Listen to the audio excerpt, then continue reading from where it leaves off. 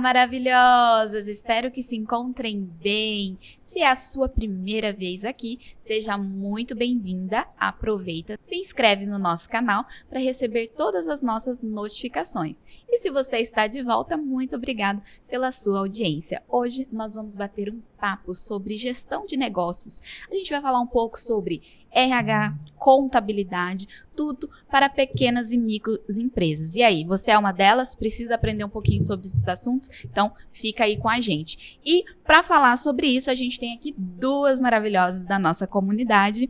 Ela, a Jéssica Maidana, empresária, CEO da JM Consultoria de RH e especialista em gestão estratégica de pessoas.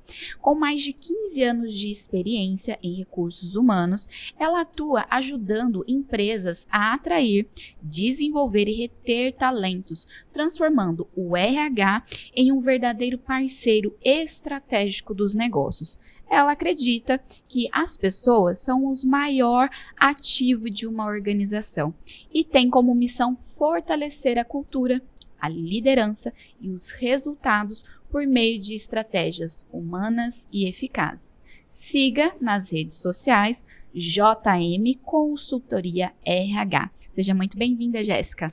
Muito obrigada, uma honra estar aqui com você, né? Sou ouvinte aí do podcast.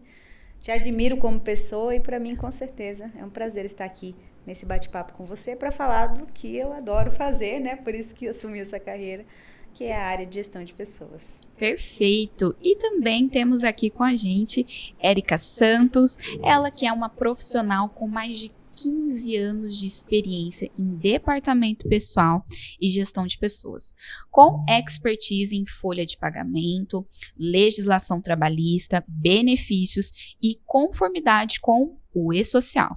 Atualmente, ela está aí como gestora do escritório contábil Ser Inteligência Contábil e como consultora pela Pontífice Universidade Católica do Rio Grande do Sul, a PUC-RS.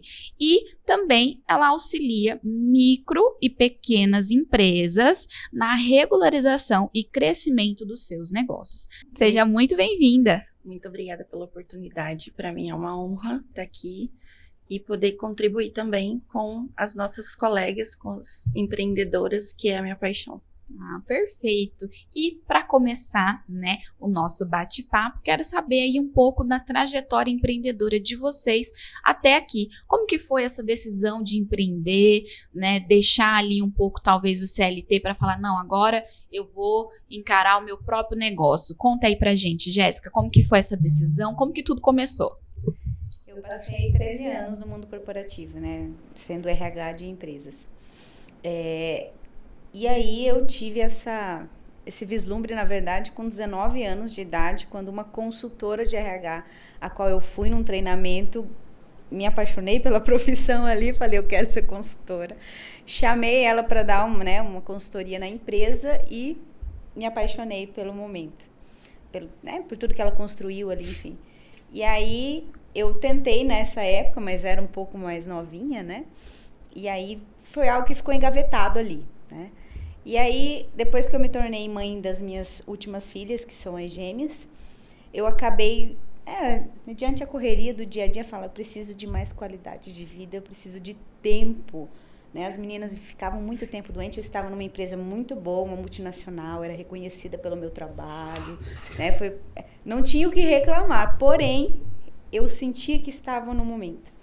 E aí, a convite de uma, né, outra consultora, falou, Jéssica, vem, você tem todo, né, o jeito, a garra, vem que você tá perdendo tempo. Eu falei, tá, então eu vou, né, com aquele friozinho na barriga. E no primeiro mês, já faturei mais do que eu faturava quando era CLT. E pra mim já foi aquele, validei. E aí eu falei, não, é isso mesmo que eu quero. Na mesma semana, as meninas começaram já, assim, acabou tudo. Nunca mais, nesses 2 anos que eu abri a consultoria, elas ficaram doentes. E assim, é um mundo novo, né? Porque quando a gente começa, a gente tem o momento de maturidade da empresa. Hoje eu acabei de passar, né, por esse momento de falar assim, não, é validado, é hora de escalar, é hora de aparecer mais, né? Que são decisões que a gente vai tomando ao longo do caminho. Mas hoje me encontrei, né, como consultora de RH, fazendo o que eu amo, que é cuidar de pessoas, que é fazer essa junção das pessoas, do lado humano do cuidar e da estratégia, juntando isso para que isso seja algo que traga resultado para os negócios. Afinal, empresas são resultados de pessoas e se a gente cuida das pessoas, com certeza as empresas terão aí sucesso, né, nas suas metas e objetivos. Então, esse é o meu papel hoje e estou muito satisfeita e feliz nesse ramo do empreendedorismo. É um desafio, né? Dia após dia, são várias situações aí que acontecem que você fala, opa, peraí, dá uma respiradinha, é isso mesmo, vamos lá, vamos pra frente, tem que ter muita resiliência, mas no final, se você realmente traça um objetivo e corre atrás, a gente se sente realizado e dá certo.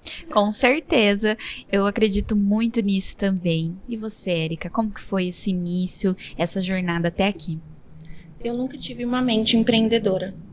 Eu sempre me vi sempre no processamento, né? Então, eu sempre trabalhei, lógico, depois do meu primeiro emprego, os 2 primeiros empregos que não tinha nada a ver com a área, sempre trabalhei em escritório contábil, sempre, né? Então, o meu mundo era o escritório contábil. Eu me via e eu me realizava ali.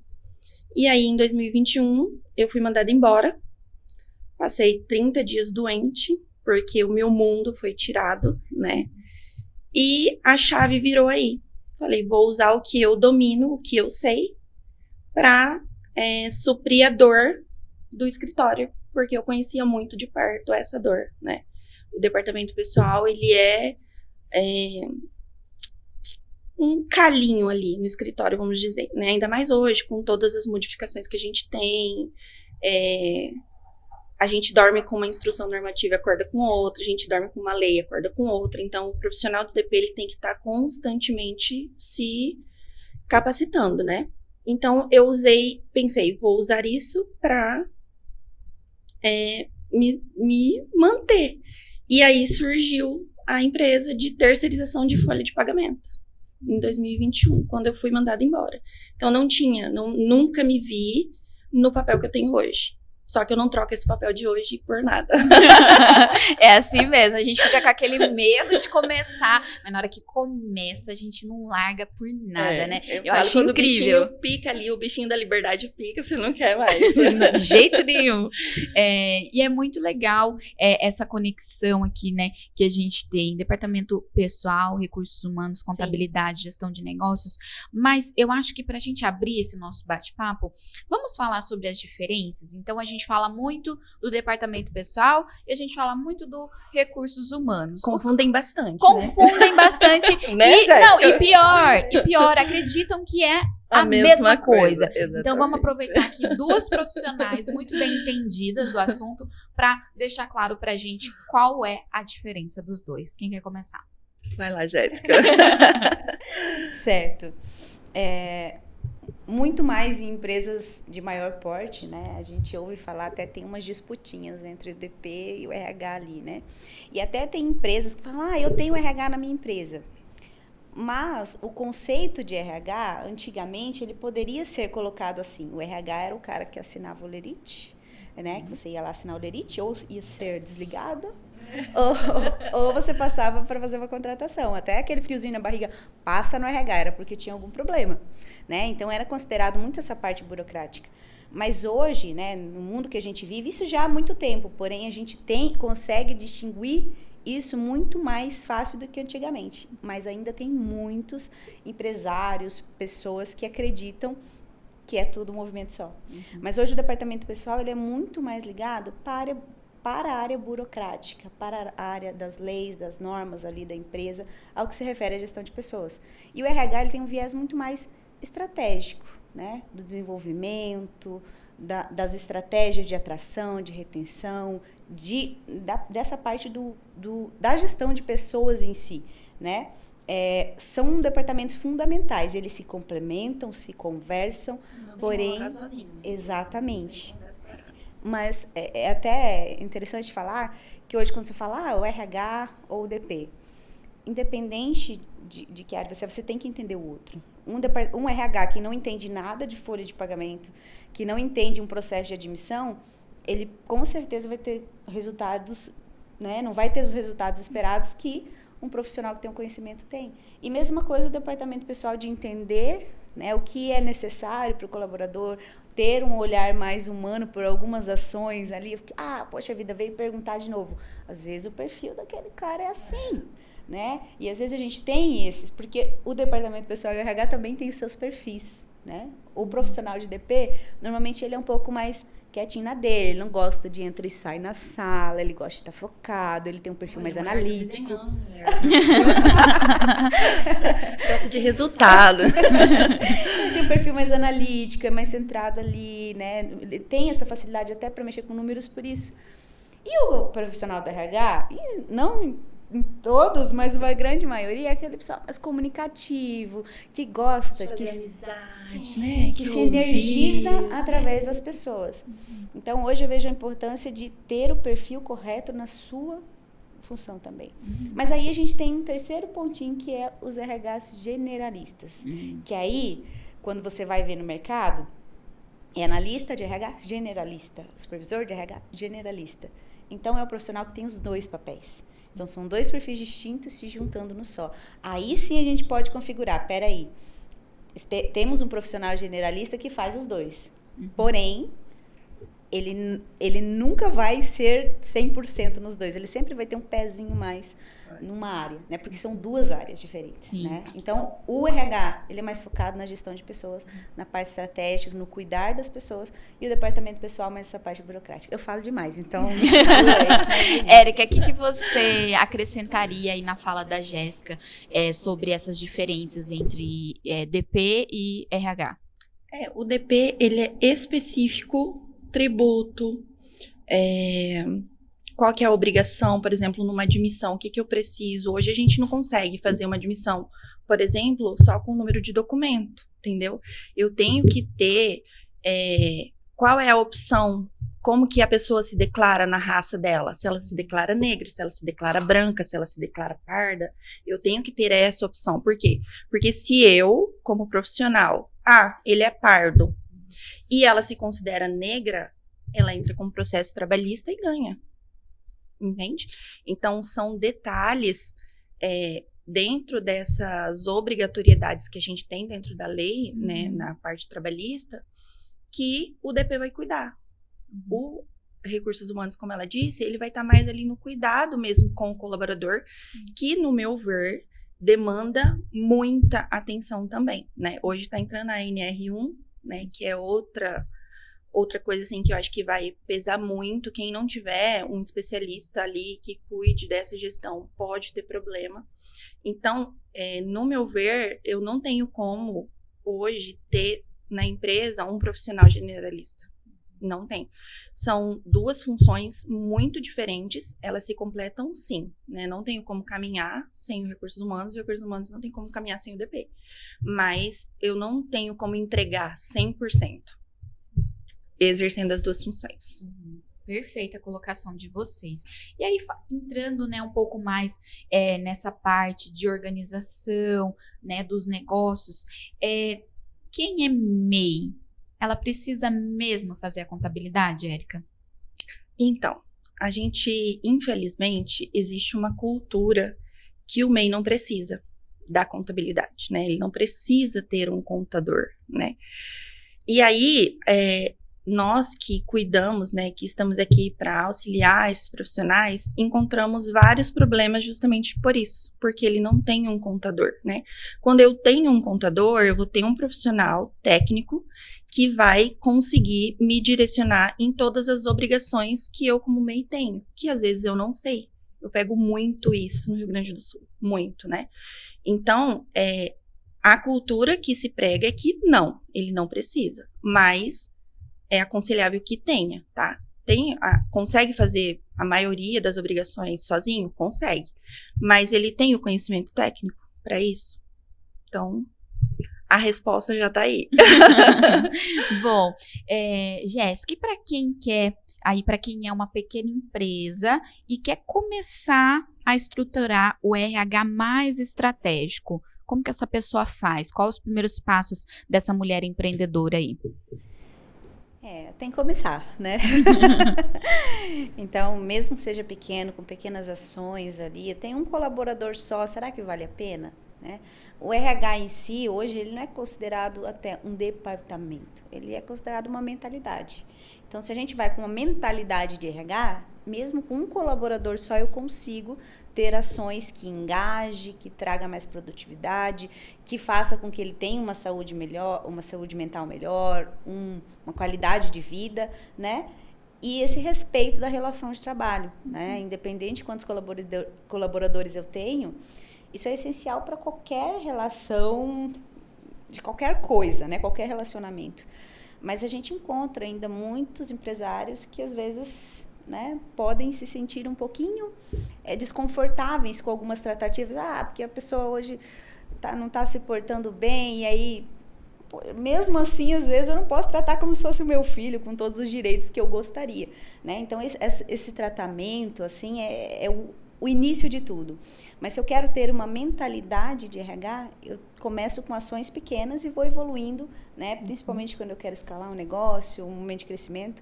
Então, tem empresas que são menores que têm uma qualidade de vida muito melhor do que aquelas empresas de grande porte ali que você às vezes acha na fotinha, ela falou, uau, essa empresa deve ser. Mas às vezes não. Né? Então, mas ela começou pequena, não é verdade? Às vezes começou só com a empreendedora, dali a pouco ela contratou um funcionário, exatamente. Aí teve o segundo e assim, mas tem que fazer o básico desde o começo, né, Jéssica? É essencial. Porque se eu tenho uma visão de como eu quero, né, tratar meus colaboradores, os 10, os 20 que eu tenho no futuro, eu começo com aquele meu 1 que eu tenho agora. Então, pequenas ações ali. Quem não gosta de um aniversário e ganhar uma lembrancinha mesmo simbólica? Eles ficam muito felizes quando ganham folga. Ganha folga. O famoso day off.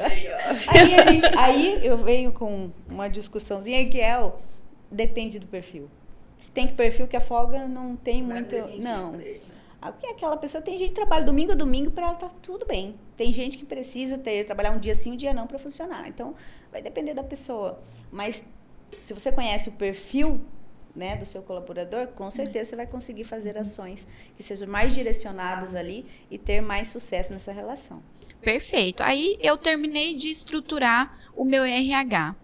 Quais são as obrigações mensais e anuais do MEI, Érica? Quando a gente fala de gestão de pessoas, ele vai ter uma folha de pagamento para fazer, né? Então, por exemplo, se eu não tenho uma contabilidade, eu vou fazer essa folha de pagamento sozinha. Eu não vou ter um sistema, né, que é desenvolvido justamente para isso. Hoje a gente tem N sistemas que a gente consegue rodar uma folha de pagamento. Ele consegue fazer essa folha direto dentro do portal do E-Social. Só que aí, para isso, ele precisa realmente dominar todas as regras da folha de pagamento. Por quê? Porque lá dentro eu tenho que fazer o lançamento manual. Então, é tudo na unha, como eu costumo dizer, né? Quando a gente tem o sistema, é um pouco mais fácil. Por quê? Porque tem muita coisa que já está automatizada ali para mim, né? Então, eu vou ter que fazer um lançamento de hora extra, ou eu vou ter que fazer um lançamento de falta. Eu já tenho uma rubrica preparada para isso. Quando eu faço isso manual dentro do portal, eu preciso lançar manualmente. Então, por exemplo, se eu vou calcular uma hora extra no sistema, ele já vai estar parametrizado com todas as regras, né? De porcentagem, se é as 2 primeiras horas, se é a partir da 3ª hora, porque muda a porcentagem de pagamento. E o sistema ele vai fazer o cálculo para mim, eu vou conferir. Se eu vou fazer na mão, eu tenho que saber calcular essa hora extra para lançar certo, né? Então, eu tenho folha de pagamento, eu vou ter a guia de INSS para pagar, eu vou ter guia de FGTS para pagar, dependendo do valor de salário que eu pago, eu vou ter imposto de renda a recolher, porque vai reter desse funcionário, eu preciso repassar, né? Antes existia mais obrigações anuais, hoje, graças a Deus, tudo está sendo vinculado um no outro, está amarrado. Então, o E-Social, ele veio justamente para facilitar a nossa vida como departamento pessoal, né? Então, antes eu tinha, por exemplo, a DIRF, que eu tinha que entregar todo ano, que é a declaração que prepara o imposto de renda. Hoje, a partir desse ano, a gente não vai ter mais, ela vai estar já dentro do portal. Então, quando eu faço a transmissão da folha mensal, a DIRF está sendo alimentada, ou seja, o imposto de renda do ano que vem já está sendo alimentado. né? Então, são obrigações que eu preciso dominar se eu for fazer isso manual. Olha só que incrível. E aí, mulher empreendedora que está nos acompanhando, de tudo que essas mulheres compartilharam até aqui, você já virou alguma chavinha aí sobre o teu empreendimento? Deixa aqui nos comentários que depois a gente vai olhar um por um e vai responder todos. E agora, eu quero saber um pouquinho das duas. Pensando aí numa combinação perfeita entre RH e DP. O que seria o ideal entre os dois setores dentro de um pequeno negócio? Deixa eu ver se eu entendi a pergunta. A gente for fazer um casamento perfeito entre RH e DP, o que seria o ideal dentro desse cenário, dentro de um pequeno negócio? Olha, quando a gente tem empresas que conseguem se comunicar, né? Então, se eu vou contratar uma empresa externa para fazer o meu trabalho, muitas vezes é o que acontece, né? Terceirizo do meu departamento pessoal, terceirizo às vezes o meu RH. Na verdade, é muito mais comum terceirizar o departamento pessoal do que o RH. Né? Hoje, na consultoria mesmo, eu tenho um serviço de BPO de RH, onde a gente terceiriza isso para pequenas e médias empresas. Então, ali eu tenho uma empresa que tem 5 colaboradores e ele gostaria de ter essa mentalidade de RH, ele gostaria de ter ali a portinha, nem que fosse de forma virtual, do RH para fazer essas tratativas diárias dos colaboradores, criar estratégias, enfim. Então, existe essa opção. Eu vejo mais quando isso existe. Agora, se eu vou fazer eu sou empreendedora, eu quero fazer tudo sozinho, eu dou conta? Aí me passa o segredo aí, se você dá conta. Porque também eu queria saber como que faz. Muitas vezes a gente tem que ter, né, contratar profissionais, empresas que às vezes nos dê algum suporte em algumas demandas ali, porque ser RH, ser financeiro, marketing, cuidar do levantamento gente, é muita coisa para empreendedor. E ainda tem que aparecer no Instagram, criar estratégia, é muita coisa para o empreendedor, né? E as empreendedoras que são público aqui, cara, para a mulher é um pouquinho mais difícil, né? A gente tem um segundo turno depois, né? Então, E aí eu vejo que é importante você entender pelo menos um pouquinho de cada. Entendo pelo menos o essencial do DP, entendo o essencial do RH, para que eu possa casar essas informações entre as empresas que eu contratei ou consiga levantar os dados para repassar para o departamento pessoal ali, ou fazer minimamente as ações do RH. Não sei se respondi a pergunta. Sim. Para você, Érica, o que você acha que pode ser o ideal aí entre os dois mundos? Complementando o que ela disse, né? Se for contratar, né? Se eu for terceirizar, vou terceirizar o RH, vou terceirizar o DP. Acho que ela tá falando uma coisa assim que eu ando estudando e que eu considero muito importante. Primeiro ponto, veja se os perfis vão combinar. Senão já não rola, né? Eu acho que precisa ter realmente um casamento entre DP e RH para que as coisas fluam. Se eu vou fazer sozinha, aí eu preciso realmente, DP, entender minimamente as leis trabalhistas. E já aviso, gente, não é pouca coisa, tá? Então, eu preciso... Por que eu falo isso? Porque a parte trabalhista, ela pode trazer muita dor de cabeça para o empreendedor, né? Para o empresário. Então, é uma coisa que, se eu não tenho o conhecimento, se eu não faço da forma correta, a probabilidade de eu ter processos e processos altos, né, em questão monetária, vamos dizer assim, é muito grande, né? Então, DP eu preciso conhecer minimamente as leis trabalhistas para que eu consiga fazer sozinha. E na questão dos recursos humanos, eu acho que o buraco é um pouquinho mais embaixo, né? Porque entender de pessoas é complicado, né? Eu acho que ainda mais na realidade que a gente vive hoje, como o nosso mundo está hoje, como as coisas estão caminhando, como estão aceleradas. Então, entenda minimamente de pessoas para você conseguir levar o RH. Acredito que seja a chave de qualquer negócio, né? Entender de pessoas, porque o tempo todo a gente está lidando com pessoas, A gente não tem como caminhar sem pessoas, né? Quem é a empresa sem pessoas? Ninguém, eu não consigo fazer um negócio escalar. Ninguém faz nada sozinho. Não tem como. Agora, indo um pouco mais para a prática, Érica, quando o MEI, ele quer contratar alguém, como que ele faz isso? Como que, assim, um passo a passo, se você pudesse deixar pra gente? Ó, eu tenho que ter documentos pessoais, né? Então, RG, CPF, comprovante de residência. Eu tenho que pedir a autodeclaração dele em questão de raça. Eu tenho que ter qual é a escolaridade dele, que são informações obrigatórias que a gente precisa para poder validar uma admissão, tá? Eu tenho que saber qual é o sindicato que o meu negócio vai estar vinculado, porque cada CNPJ tem uma atividade, né? Então, é essa atividade que vai me dizer qual é o sindicato que eu preciso seguir. Então, cada atividade existe um sindicato específico. E cada sindicato estabelece uma convenção coletiva que a gente fala, ela é válida por ano, então cada ano sai uma nova, que aí lá vai estar qual é a porcentagem de hora extra que o funcionário tem caso ele faça, qual é a data base, ou seja, qual é o mês que esse funcionário vai ter aumento, qual é o salário que eu vou contratar esse funcionário, porque não é qualquer salário que eu posso registrar. Então, a minha atividade não tem nenhum sindicato, então eu vou seguir CLT, salário mínimo, né? Se tem a convenção, eu preciso estudar a convenção e ver quais são as obrigatoriedades que eu vou ter lá.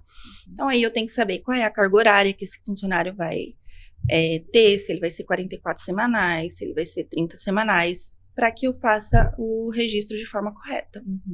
Perfeito. E aí agora, contratei a minha equipe do pessoal lá, formei minha equipe. Como que eu faço, Jéssica, para criar uma cultura forte, mesmo com poucos funcionários? Quando a gente fala de cultura, a gente abre várias brechinhas aí para o mundo, né? Para o mundo corporativo em si. Mas falando de pequenas empresas, né? Esses tempos eu fui numa empresa fazer apresentar uma proposta e fazer uma reunião diagnóstica. E eles não tinham missão, eles falaram que não, assim, não sei se é importante isso, nunca fizemos. Eu falei, então, a gente estava tendo alguns problemas exatamente na cultura. E eu falei, então, uma cultura, para ela realmente ser considerada forte, ela tem que ter uma base. E essa base, ela inicia os objetivos da empresa. E os objetivos, normalmente, eles estão interligados ali com o MVV da empresa, né? Então, qual que é a sua missão, sua visão e valores? Mas aí você fala, missão, visão e valores, ok. É para ficar bonito lá? Então vamos colocar, ser reconhecido. Não é isso. A missão é, por que você abriu o seu negócio? Onde é que você quer chegar com ele? Você abriu, por que motivo? Qual que é o propósito da sua empresa? Porque quando eu tenho isso construído, eu empresário, entendo qual que é a minha missão, quais são os objetivos da minha empresa, aonde eu quero chegar e, principalmente, quais são os valores que eu tenho ali para mim, né? E o que eu quero repassar para que a minha equipe vá junto comigo. Porque se você tem uma missão só na sua cabeça e a sua equipe não sabe, você não tem uma cultura forte. Sinto lhe dizer que a sua cultura está prejudicada. Toda empresa tem cultura, toda. A diferença é que algumas são tóxicas e outras são fortes, são, né, ali que fazem a diferença. Mas o grande ponto aí é realmente a missão, visão e valores. Acabei de escrever um capítulo de um livro, né, que se chama Gigantes do RH, da minha mentora, que é a protagonista ali. Como é que fala aquela pessoa que faz o... Depois você corta os pedacinhos que eu tô falando.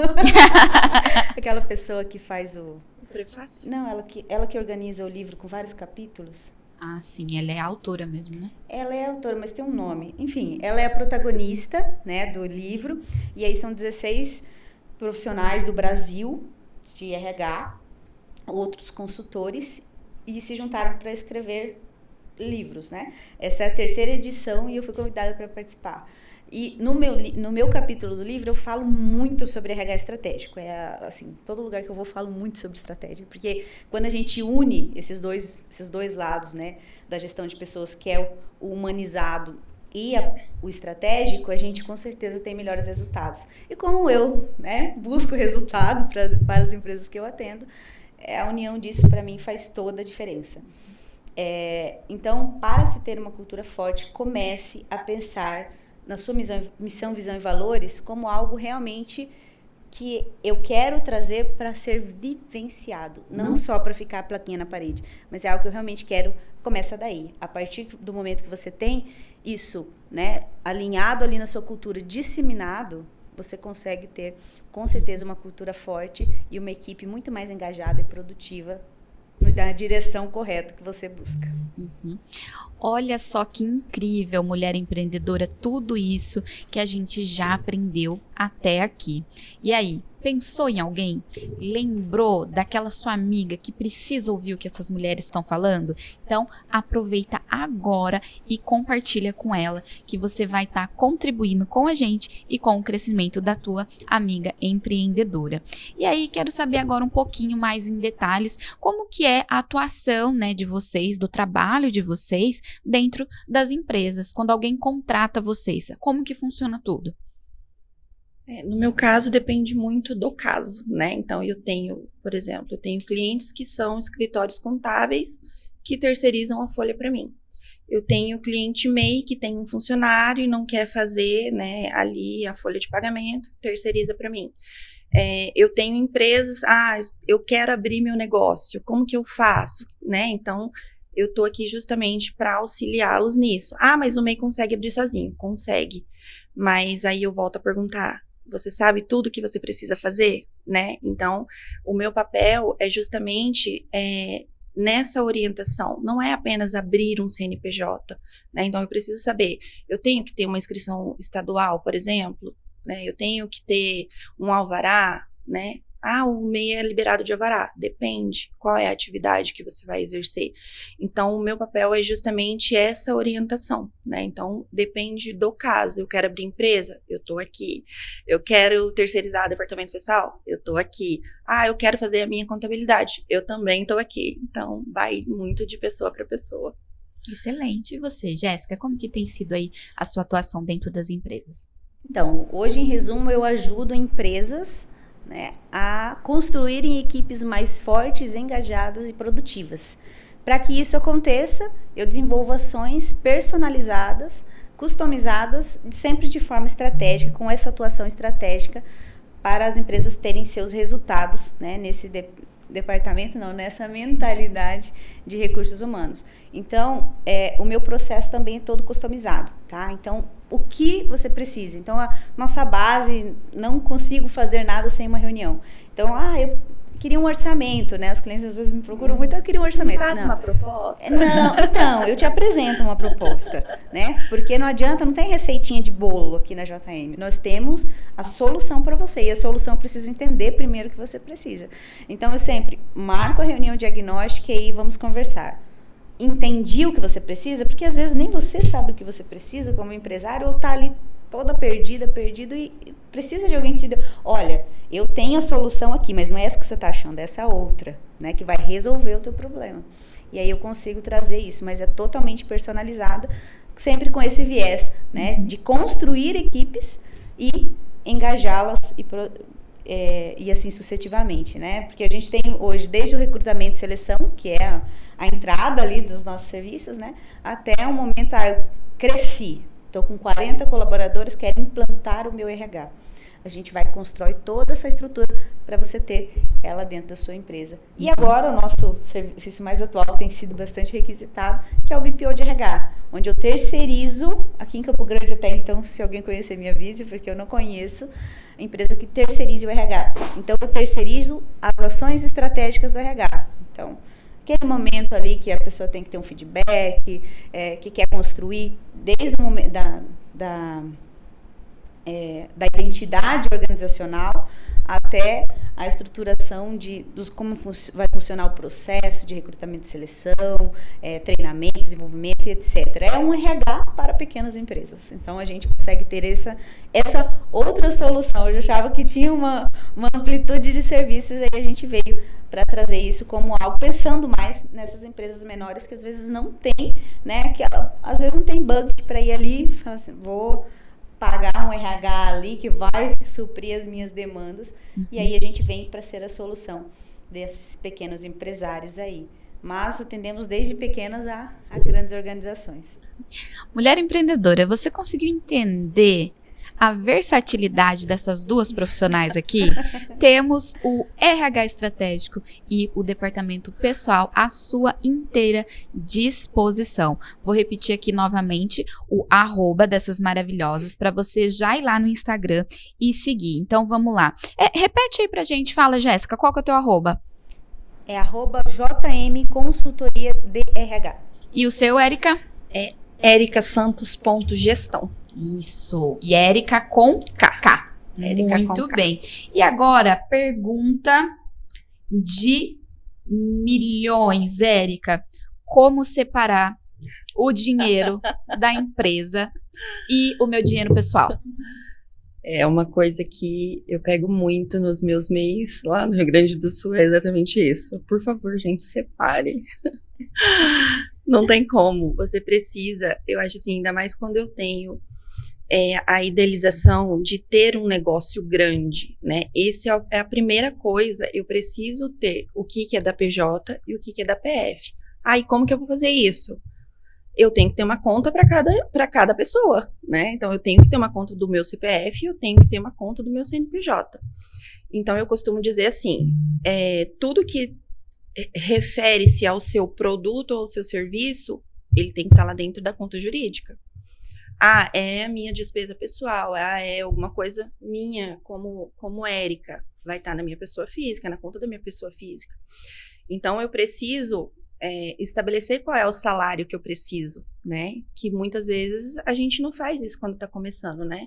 A gente sabe que é muito sufoco, você tá ali, né, tentando sobreviver. Então, entrou, saiu, mas eu preciso estruturar. Porque se eu não estruturo, a possibilidade de eu quebrar com 2 anos é muito alta, né?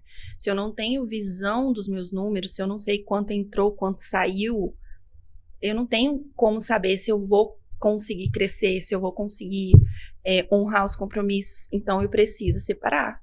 E eu começo assim, qual é o salário que eu preciso ou que eu quero ganhar? Tem isso também. Eu quero ganhar 5 mil, tá? Mas a sua realidade hoje te permite ganhar 5 mil? Às vezes não. Então, eu tenho que estabelecer o que é de cada um ali. E é só com gestão financeira que eu consigo, senão não vai. Sim. E ainda falando, né, sobre crescimento, quero saber de você, Jéssica, o que você diria para a empresária que ela deseja crescer, mas ela ainda não olha para a gestão de pessoas como prioridade? Então, eu vou repetir a frase que eu falei no início. Empresas são resultados de pessoas. Então, se eu não priorizo quem produz, quem é ali que vai fazer com que o meu negócio ande, alavanque, etc. Por mais ferramentas que você tem, até mesmo a IA hoje em dia, que é uma ferramenta, se você não tiver quem operacionalize, não serve de muita coisa, né? Então, mesmo que seja você o que operacionalize ali. Então, hoje é essencial que você entenda, né, que se você não prioriza a sua gestão de pessoas, dificilmente você vai longe no seu negócio. Você pode até ir, mas ele com certeza tem uma data de validade. Porque as pessoas são a base do mundo, né? Tudo que você vai falar tem alguma relação com pessoas. E hoje, né, o mundo pede por esse, tanto que não vieram assim do nada, né? A NR1, por exemplo, que trouxe agora, né, as doenças psicossociais, né? O burnout é novo. Não é novo. Ele existe há muito tempo, assim, não é algo. 2019, 2016 tinham, né, aquelas. Vocês foram olhar documentos antigos de posto de saúde, falava lá, tinha uns homenzinhos com a cabeça explodindo, assim, mas porque já era uma realidade, né, do mercado falando sobre as doenças. Não foi a pandemia que trouxe. A pandemia veio e fez assim, opa, peraí, dá uma olhadinha para isso, né? Mas não foi algo que foi da pandemia. Então, assim, tem se tomado cada vez mais ações para esses olhares humanos, né, empáticos, que tragam aí esse relacionamento mais duradouro. Aquela relação tradicional que existia no passado, tipo assim, você trabalha, eu te pago e pronto, acabou.